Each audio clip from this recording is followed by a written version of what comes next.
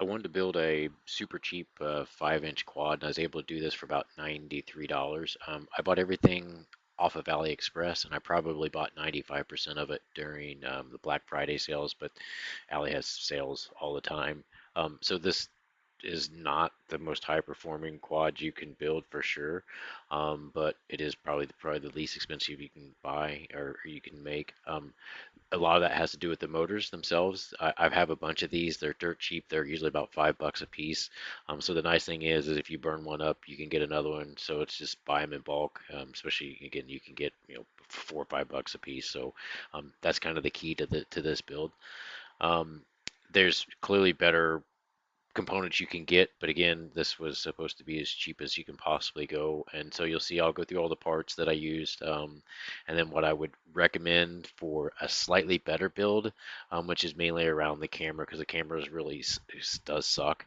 And just for a couple bucks more, you can get something that's decent, not great, but a lot better than what this one here is. So I'll show kind of the parts, and then I'll go over the parts, and then I'll just do some simple flight footage so you can kind of see how it performs. And again, not gonna knock your socks off, but again, it's less than $100.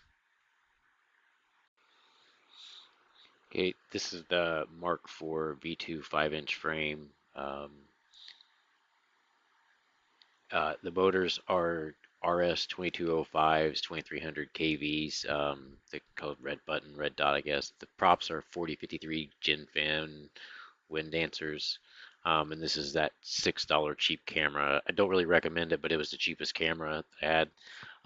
The flight controller is it's an F405 V3S Plus.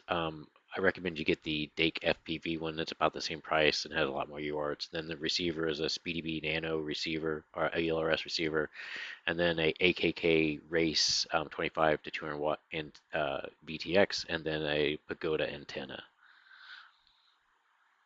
And then I printed the 3D parts. I printed those, and I included those. I'll include those in the description. Um, I'm going to switch some of the stuff out, so it's going to see me kind of pointing out there. I'm going to switch out the VTX and put a slightly better camera in there and tidy up some of the wiring. Um, and here's just kind of the components that go to it. This is everything you actually need to make this thing fly. What I don't have here is the 3D printed parts. I didn't put them out there. They're not necessary. But this is kind of what they are. And the next is going to show you the list of the parts themselves and kind of what I paid for them. So the flight stack is the Yasuda F4 V3 Plus, 45 amp, and you see everything else down through there. So I would switch out the camera and the VTX and the flight stack, especially the flight stack and the camera. This is some footage with the Cadix Peanut. Actually, it's not really as bouncy as it should be. I didn't realize when I put the FPV mount on there that it was loose or was busted. So I had one of the legs was busted. So you can see, again, the the flaw in the camera will become apparent as you turn towards the sun. It's just the dynamic range is really bad, and it kind of blacks out as you kind of go in towards the sun. Again, not a speed demon, but it's flyable. Fun. And then 4S, the batteries are more affordable, the motors are cheap. Again, for $100, you really can't complain. So,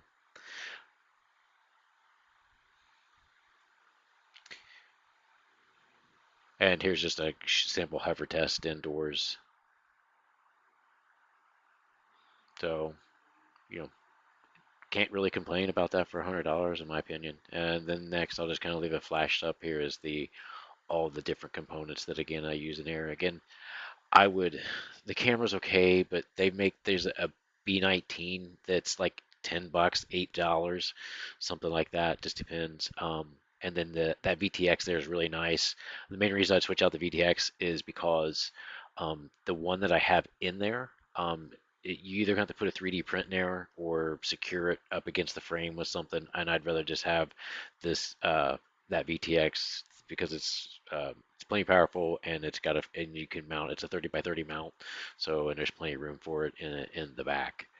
Um, and then the flight stack, I would definitely get I like the F number one. this F405 DAKEFPV one. You usually see it listed right next to the one that's the Yasuto F4 V3 Plus in the listings, but you can't on the V3 Plus you can't run VT or the Smart Audio and GPS at the same time, and you're really kind of limited on your LEDs. Just way more connection pads on the Dake FPV version. So, and it's easier to solder, clear board, all that sort of stuff. So again, you know, $100. I don't really think you can go wrong with it. It's a good learning opportunity, especially with the motors. It's like that's tends what you know call, drives up the price a lot on some of these quads. Um, yeah, they're probably burn out and break, but for $5 you can't go wrong. So, enjoy your build. Thanks.